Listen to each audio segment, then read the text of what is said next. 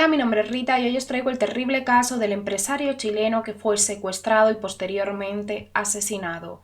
Pedro Carrión Rozas, un empresario que se dedicaba a la compra y venta de carne, tenía 46 años de edad, era padre de 5 hijos, 3 de su primer matrimonio y 2 del último. Desapareció el 3 de enero del 2022 después de hacerse una PCR y quedar con su socio. Tenía que pagar 30 millones de pesos chilenos al empresario. Desde ahí se le pierde la pista totalmente, según cuentan fuentes cercanas.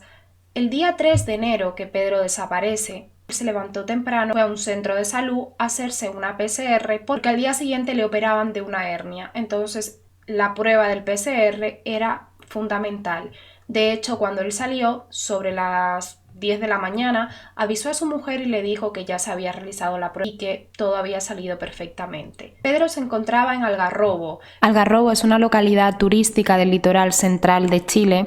Es conocida por playas como el Canelillo, flanqueada por pinares. Estaba terminando las vacaciones de Navidad junto a su mujer, sus 2 hijos pequeños y el mayor Matías. Todos sabían lo que su padre iba a hacer ese día y a la hora que iba a llegar. De hecho, unos días antes de este trágico suceso, Pedro le comentó a su círculo más cercano, en este caso a su mujer y a su hijo el mayor, que había notado que alguien le había estado siguiendo días atrás y que más o menos él se imaginaba quién podía ser. La persona que Pedro se imaginaba era su socio José Luis Yáñez Soria. Este hombre era un cliente de Pedro que le compraba carne al empresario. De hecho, Pedro le había prestado un pequeño espacio en su nave para que él guardase la carne, pero sin contar la gran suma de dinero que este hombre le debía al empresario. He de decir que los 30 millones de pesos, según cuentan fuentes cercanas a la investigación, era una pequeña parte de lo que José Luis le debía a la víctima. Para que ustedes sepan, 30 millones de pesos chilenos son, en euro, aproximadamente 31.792 euros. Una gran suma de dinero, pero no lo suficiente para acabar con la vida de una persona. Según contó la hermana de Pedro, él había sido el que más dinero había invertido en ese negocio. Ahora le estaba yendo bien. Al lado de su nave, donde guardaba la mercancía y algunos coches suyos de alta gama, tenía una pizzería. Todas estas propiedades de Pedro se encuentran en Recoleta. Es una comuna ubicada en el sector norte de la ciudad de Santiago, capital de Chile. Por eso Pedro se traslada desde donde él estaba de vacaciones hasta Recoleta, donde él tiene su negocio,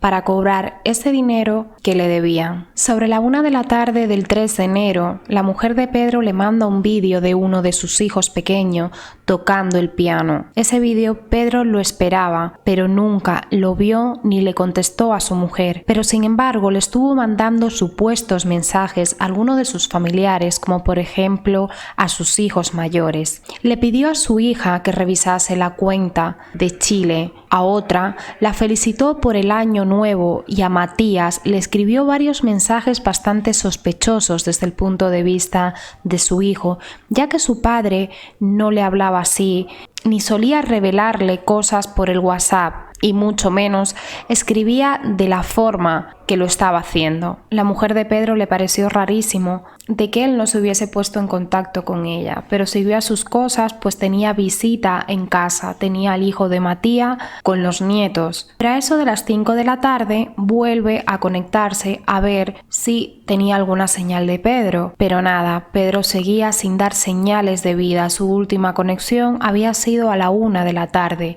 Es entonces cuando la mujer, su hijo el mayor, se empiezan a preocupar y se trasladan hasta el negocio, situado en Recoleta, con la intención de saber qué le había pasado. La mujer cuenta que llegó a pensar que pudo haber tenido un accidente porque desde donde ellos estaban hasta Recoleta había 1h30, 2 horas aproximadamente, y bueno, pudo haber tenido algún accidente. La mujer llamó a la hermana de Pedro a ver si ella sabía algo y esta le dice que no se preocupe, que va a hablar con su hija, que era la secretaria de la empresa de su tío, para ver si Pedro había ido al banco a ingresar ese dinero que le tenían que pagar. Pero resultó ser que Pedro nunca llegó con los 30.000 millones de pesos al banco. Cuando los familiares van al negocio se encuentran con el vehículo de Pedro, que tenía las puertas abiertas. También se encontró su maletín con el que él siempre viajaba a todos los lados. En ese maletín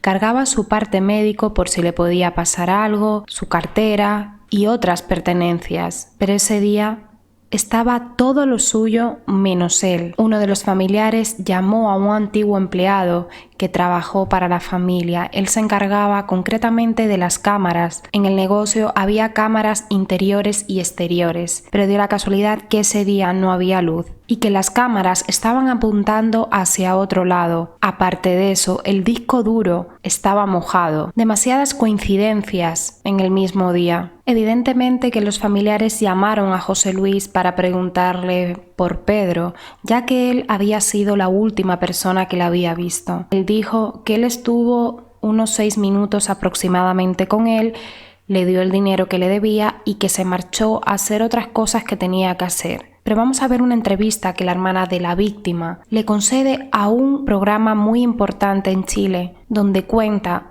lo siguiente del principal sospechoso de la desaparición y muerte de su hermano. Pero antes de pasar al vídeo, os tengo que contar que ese mismo día 3 de enero, el comportamiento de José Luis Ñáñez, el socio, fue un comportamiento excesivamente raro, porque le estuvo escribiendo desde la 1 de la tarde hasta las 5 o 6 al hijo de Pedro, a Matías, preguntándole que cómo se la estaba pasando de vacaciones, qué tal había pasado las navidades, muchas preguntas que desde el minuto 1 le pareció excesivamente raro a Matías. ¿Por qué? Porque él no tenía relación con este hombre apenas. Matías trabajaba en la empresa de su padre, pero lo que hablaba con este hombre eran temas relacionados con el trabajo, nunca de su vida personal.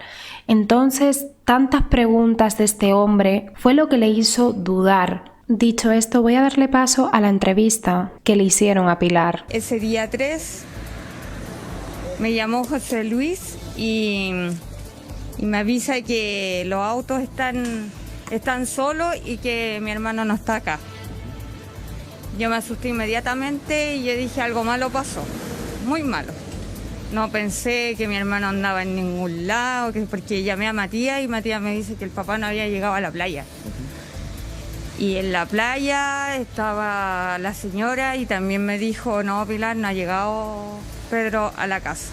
Julio. Yo, como él es vendedor y yo también soy parte de la empresa, pero yo soy vendedora también de la empresa, no tengo ningún otro cargo. Yo a él, igual que Matías, le pedíamos la carne a él. Entonces yo tenía una deuda con él y el día 28 le pongo José Luis, se me atrasaron los clientes, te voy a pagar el 5 de enero. Entonces él me hace una incoherencia y me dice, no la llamo para eso. Y yo le digo, ¿y para qué me llamas? Me dice, es que vine acá a la bodega y los autos de su hermano están solos. Yo sabéis que me paré en la cama porque estaba, como era día año nuevo, había carreteado y estaba acostada y me paro en la cama sin pensarlo 2 veces y con una angustia en el corazón. Yo dije, no, le pasó algo. Y cachai que de repente así este gallo me empieza a hablar incoherencias como del pago. Me dijo, pero yo vine y le di 30 millones y le dije, sí, ¿se los pagaste en efectivo? Me dijo, sí, se los pagué en efectivo. ¿Y cuánto te demoraste en pagar? Me dijo, no, entre 6 y 7 minutos estuvimos con él.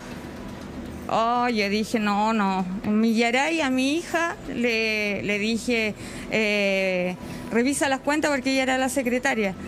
Revisa las cuentas si Pedro llegó al banco y cuando ya la Millaray me confirma que Pedro no llegó al banco, yo lo tomé al tiro como un secuestro. Aquí vino la televisión, no me acuerdo el minuto, el teléfono deja de funcionar. O sea, mi hermano está localizado acá con su teléfono. Y después hace el recorrido que ahora nosotros nos dijeron la PDI, el recorrido del teléfono de mi hermano, que efectivamente sí lo tenía José Luis, es el mismo recorrido que hizo el teléfono. Claro. Que ahora sabemos por policía de investigaciones, nosotros no teníamos nada más que supuestos, como el que yo suponía que el teléfono desde aquí ya no se había hecho ni una otra llamada por los audios que tengo de mi hermano que también eran incoherencias. A mí me mandó audios que no era él. No era él. Yo lo empecé a analizar y yo dije, este no es mi hermano el que me está escribiendo. Del primer momento, a la hora. En el minuto que me dice que los autos están solos acá, yo le dije en garabato, ábreme los rifles que están acá atrás. Y a mí se me pasaron todas las películas del mundo. Yo dije a mi hermano, me lo tienen adentro, lo voy a pillar congelado. Enseguida y aquí en una sala de proceso allá.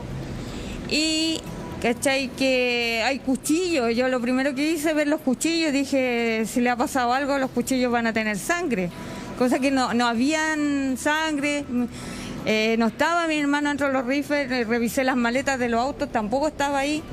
Porque yo ya estaba buscando a mi hermano desaparecido, yo no estaba buscando a alguien que me iban a decir, no, si va a aparecer en un par de horas. Con todas las pruebas que contaba la PDI y los carabineros, decidieron arrestar a José Luis como principal sospechoso de la desaparición del empresario.